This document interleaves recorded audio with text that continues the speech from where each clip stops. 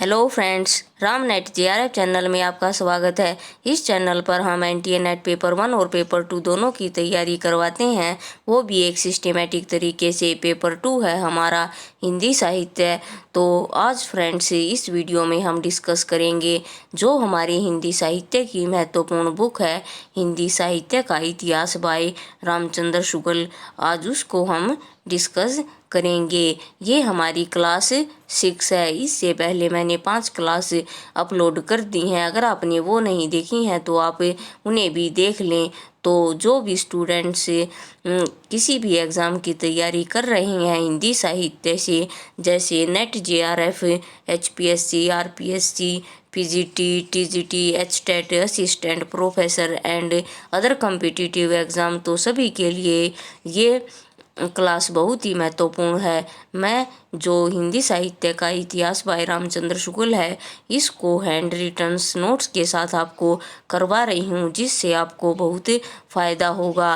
तो इस क्लास में हम करेंगे जो हमारा प्रकरण 2 है, अपभ्रंश काव्य, उसका ये भाग B है। इससे पहले मैंने प्रकरण 2 अपभ्रंश काव्य का एक भाग करवा दिया है, तो ये हमारा भाग B है। ये सीरियल वाइज हैं, आप इसे अपने नोट्स बना लें, जिससे आपको एग्ज़ाम टाइम में ये आपके लिए बहुत हेल्पफुल होंगे। तो आइए देखते हैं हमारी क्लास 6। इसमें देखेंगे आज हम सिद्ध साहित्य। बौद्ध धर्म विकृत होकर वज्रयान संप्रदाय के रूप में देश के पूर्वी भागों में बहुत दिनों से चला आ रहा था। तो जो बौद्ध धर्म है वो विकृत होकर वज्रयान संप्रदाय के रूप में देश के जो पूर्वी भाग हैं उनमें बहुत दिनों से चला आ रहा था। नेक्स्ट पॉइंट है, इन बौद्धों तांत्रिकों के बीच वामाचार अपनी चरम सीमा पर पहुंच गया था। ये बिहार से लेकर आसाम तक फैले थे और सिद्ध कहलाते थे। जो 84 सिद्ध हुए हैं वो यहीं से निकले हैं। तो जो ये बौद्ध थे इनको वामाचार भी कहा जाता है, और ये बिहार से लेकर ये पूर्वी भाग है हमारा, ये बिहार से लेकर आसाम तक फैले हुए थे और ये सिद्ध कहलाते थे। और जो 84 सिद्ध निकले हैं वो इन्हीं से निकल कर आए हैं। आगे देखते हैं। नेक्स्ट पॉइंट है, तांत्रिक योगियों को लोग अलौकिक और शक्ति संपन्न समझते थे। इस प्रकार जनता पर इन सिद्ध योगियों का प्रभाव विक्रम की 10वीं सदी से पाया जाता है। तो जो ये सिद्ध थे इनका जनता पर प्रभाव बहुत ज़्यादा था, और जनता पर इनका प्रभाव विक्रम की 10वीं सदी से हमें मिलता है। बिहार के नालंदा और विक्रमशिला इनके प्रसिद्ध अड्डे थे। तुर्क के बख्तियार खिलजी ने दोनों विश्वविद्यालयों को तहस नहस कर दिया और बहुत से भोट और अन्य देश चले गए। तो जो ये सिद्ध थे इनके जो मेन या ये कहें फेमस जो अड्डे थे वो थे बिहार के नालंदा और विक्रमशिला। ये यूनिवर्सिटी थी, ये इनके प्रसिद्ध अड्डे थे। तो जो तुर्क का जो बख्तियार खिलजी था उन्होंने इन दोनों विश्वविद्यालयों को तहस नहस कर दिया, जिससे जो ये सिद्ध थे वहाँ से चले गए। कुछ तो भोट और कुछ अन्य देशों में चले गए। तो आपको ये भोट भी पता होना चाहिए कौन सा देश है। तो भोट होता है तिब्बत को भोट देश कहते हैं। तो फ्रेंड्स ये भी हमें पॉइंट याद रखने हैं कि जो बिहार के नालंदा और विक्रमशिला जो ये सिद्ध थे इनके प्रमुख अड्डे थे। ये भी क्वेश्चन बन सकता है कि सिद्धों के कौन कौन से अड्डे थे। तो नालंदा और विक्रमशिला, और बख्तियार खिलजी ने इनको तहस नहस करवा दिया था। नेक्स्ट है, जो ये 84 सिद्ध हुए उनके नाम मैंने यहाँ पर लिखे हैं। 84 सिद्धों के नाम हैं तो फ्रेंड्स मैं ये इम्पोर्टेंट भी लिख सकती थी, लेकिन एग्जामिनर कुछ भी पूछ सकता है। जिसके पास बुक नहीं है तो वो भी यहाँ से देख ले एक बार कि 84 सिद्धों के नाम कौन कौन से हैं। कहीं से भी क्वेश्चन इनपुट हो सकता है। तो फ्रेंड्स आइए देखते हैं कि 84 सिद्ध, ये याद तो नहीं करने 84 सिद्धों के नाम पर एक बार मैं बोल दूंगी और दोबारा आप नोट्स बनाओ, तब इनको लिख लेना, तो आपको ये पता चल जाएगा कि ये 84 सिद्धों के नाम हैं। तो आइए देखते हैं। 84 सिद्धों के नाम हैं लोईपा, लिलीपा, विरूपा, डोमीपा, सबरीपा, सरप्पा, कंकलीपा, मणिपा, गोरक्षपा, चौरंगीपा, वीणप्पा, शांतिपा, तंतीपा, चमरीपा, खड़गपा, नागार्जुन, कणप्पा, करणरिपा, थन्नपा, नारोप्पा, सिलप्पा, तिलोप्पा, छत्रपा, भद्रपा, दोकदीपा, अजागीपा, कालप्पा, दोमीपा, कणप्पा, कमरीपा, डेंगीपा, बदेपा, तंदेपा, कुकरीपा, कुचप्पा, धरमपा, महीपा, अचिंतीपा, भलप्पा, नलिनीपा, भूसुकुप्पा, इंदरभूति, मेकोप्पा, कुठलीपा, कमरीपा, जालंधरपा, राहुलपा, गौरीपा, दोकरीपा, मेदिनीपा, पंकप्पा, घंटप्पा, जोगीपा, चेलुकप्पा, गुंडरीपा, निगरुणपा, जयानंद, चौरीपा, मणिभद्रपा, योगिनी, कणकलापा योगिनी, कलकल्लापा, कांतालीपा, दुहरीपा, उदरीपा, कपलपा। उसके बाद है किलिप्पा, सागरपा, सरवबक्षपा, नागबोधीपा, दारिकप्पा, पुतलीपा, मनहप्पा, कोंकणीलिपा, अनपप्पा, लक्ष्मीकरा, योगिनी, समुदप्पा और बलीपा। तो फ्रेंड्स ये सारे इम्पोर्टेंट नेम नहीं हैं। जो कुछ कुछ इम्पोर्टेंट नेम है मैं आपको वो बता देती हूँ, जैसे लोईपा, विरूपा, डोमीपा, सरप्पा और ये सबरीपा, नागार्जुन, कणहप्पा। उसके बाद है कुकरीपा। जो इम्पोर्टेंट है फ्रेंड्स वो हम देख लेते हैं। तो इसमें जो ये योगिनी दी गई हैं, 84 सिद्धों में योगिनी भी थी, इन्हें भी हम देख लेंगे और ये भी एग्ज़ाम में क्वेश्चन हमारा बन सकता है। तो मणिभद्रपा, कनकलापा, उसके बाद है लक्ष्मीकरा योगिनी। तो फ्रेंड्स जो ये योगिनी हैं इनके नाम भी आप याद रख लेना। नेक्स्ट देखते हैं, वज्रयान शाखा में जो योगी सिद्ध के नाम से प्रसिद्ध हुए, वे अपने मत का प्रभाव जनता पर डालना चाहते थे। वे संस्कृत रचनाओं के अतिरिक्त अपनी वाणी अपभ्रंश मिश्रित देश भाषा में सुनाते थे। तो कौन सुनाते थे? यहाँ पर ये सिद्धों की ही बात हो रही है। जो वज्रयान शाखा से जो योगी सिद्ध निकले थे या वे सिद्ध नाम से प्रसिद्ध हुए थे, वे अपने मत का प्रभाव या अपने मत का प्रचार जनता तक पहुंचाना चाहते थे। तो उन्होंने संस्कृत रचनाओं के अतिरिक्त जो उनकी वाणी थी या जो उनके मत थे उनको अपभ्रंश मिश्रित देशी भाषा में वो सुनाते थे। इनकी रचनाओं का यानी सिद्धों की रचनाओं का एक संग्रह पहले हरप्रसाद शास्त्री ने बंगला अक्षरों में बोध गान ओ दोहा के नाम से निकाला था। तो ये भी फ्रेंड्स इम्पोर्टेंट कोटेशन है, ये हमें याद रखनी है कि सिद्धों की रचनाओं का सबसे पहले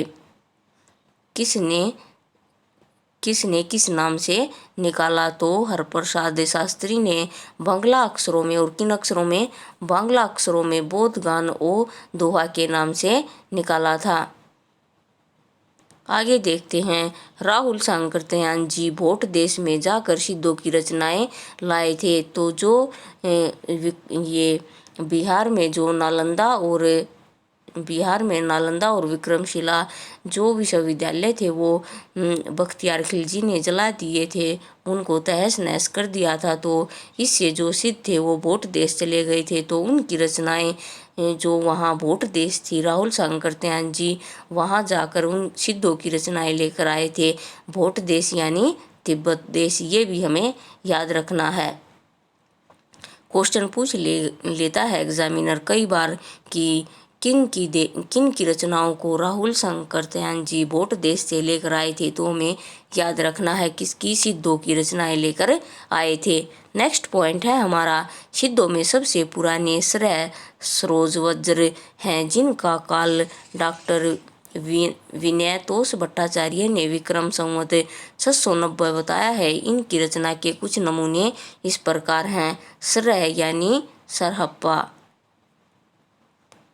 इनको सरोजवज्र भी कहा जाता है।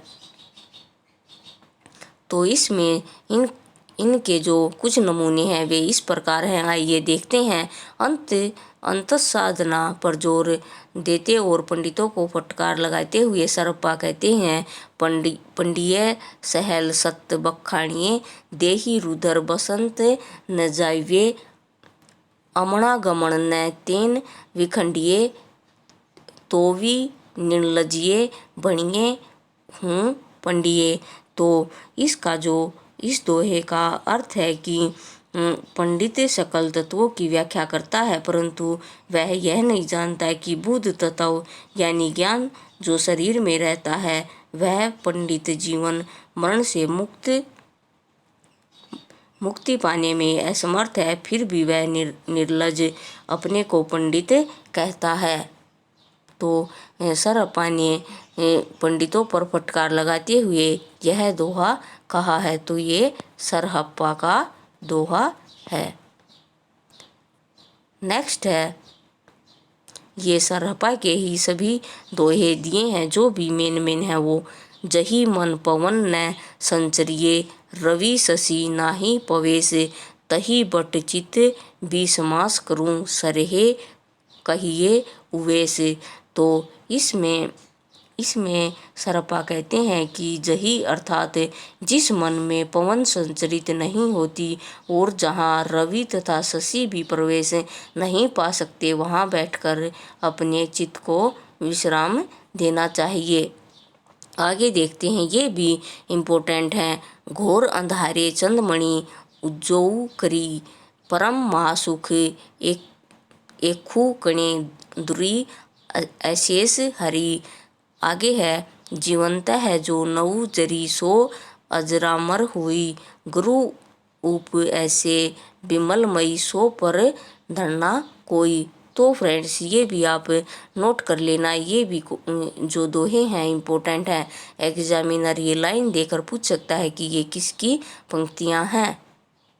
आगे देखते हैं, नाद न बिंदु न रवि न शशि मंडल चिर राहु सहाबे मुकल अजू रे अजू छाड़ी माँ लेहू रे बंक नहीं हूँ बोही माँ जाहू रे रंक। इसके बाद आता है लोईपा, जो ये नाम मैंने यहाँ लिखे हैं ये शुक्ल जी ने अपनी बुक में बताए हैं। लोईपा संवत 830। तो जो ये लोईपा है इनकी जो फेमस दोहा है ये तो बहुत बार एग्जाम में आया है। इसको देखते हैं। कावा तरवर पंच विडाल अइस चिये पैठो काल दिए करी मासुक परिणाम लुए भणिए गरु पूछिए जान। तो इसका अर्थ है, इस दोहे का रहस्यात्मक अर्थ है कि प्रवृत्ति संत साहित्य को जो रहस्य है वो संत साहित्य को प्रभावित करती है। तो जो काया रूपी वृक्ष है उसको पंचविडाल नष्ट कर रहे हैं, जो चंचल चित्त मृत्यु की ओर ले जाने वाला रास्ता है और इसका परिणाम शून्य है। तो इसमें लोईपा ये कह रहे हैं। नेक्स्ट है हमारा विरूपा संवत 900 सहजे थ्री करी वारिणी साध अज रामर होई दिए कांद। 10वीं दुआरत चिन्ह देखैया आइल ग्राहक अपने बहिया 64 घड़िए डेट पसारा पैठल ग्राहक नाही निसारा। तो ये भी विरूपा की इम्पोर्टेंट पंक्तियां हैं और इनका भी समय हमें याद रखना है। अगर संवत में से हमें सन निकालना है तो संवत में से हम -57 कर देंगे तो हमारा संवत निकल कर आ जाएगा। आगे देखते हैं। वज्रयानियों की योग तंत्र साधनाओं में मद्य, शराब और स्त्रियों का सेवन आवश्यक अंग था। अगला पॉइंट है कापालिक योगियों से बचे रहने का उपदेश। घर में सास ननद आदि देती ही रहती थी पर वे आकर्षित होती थी जैसे कृष्ण की ओर गोपियां होती थी। तो इसमें जो कापालिक जोगियों से बचे रहने का उपदेश, घर में जो सास ननद होती थी वो उपदेश देती थी और वे स्वयं ही आकर्षित होती थी जैसे कृष्ण की ओर गोपियां। तो किसकी ओर आकर्षित होती थी? जो सिद्धों की तरफ आकर्षित होती थी। नेक्स्ट पॉइंट है वज्रयान में आकर महासुखवाद का परिवर्तन हुआ। यानी जो वज्रयान शाखा है उसमें महासुखवाद का परिवर्तन हुआ यानी महासुखवाद यानी ईश्वर की प्राप्ति का परिवर्तन हुआ। नेक्स्ट पॉइंट है जिस समय मुसलमान भारत में आए उस समय देश के पूर्वी भागों में बिहार, बंगाल और उड़ीसा धर्म के नाम पर दुराचार फैला था। तो जिस समय मुसलमान भारत में आए उस समय जो देश के पूर्वी भाग थे बिहार, बंगाल और उड़ीसा, उसमें धर्म के नाम पर चारों तरफ दुराचार फैला हुआ था। उसके बाद है लोईपा की जो पंक्तियां हैं वो दोबारा हम देखते हैं क्योंकि इसमें जो ये पंच विडाल है ये भी हमारे एग्जाम के पॉइंट ऑफ व्यू से बहुत ही इम्पोर्टेंट है। तो कावा तरवर पंच विडाल ये लोईपा की पंक्ति है। तो इसमें जो बौद्ध शास्त्र में निरूपित पंच प्रतिबंध हैं, आइए ये प्रतिबंध देखते हैं कौन कौन से हैं। पहला है आलस्य, दूसरा है हिंसा, तीसरा है चिकित्सा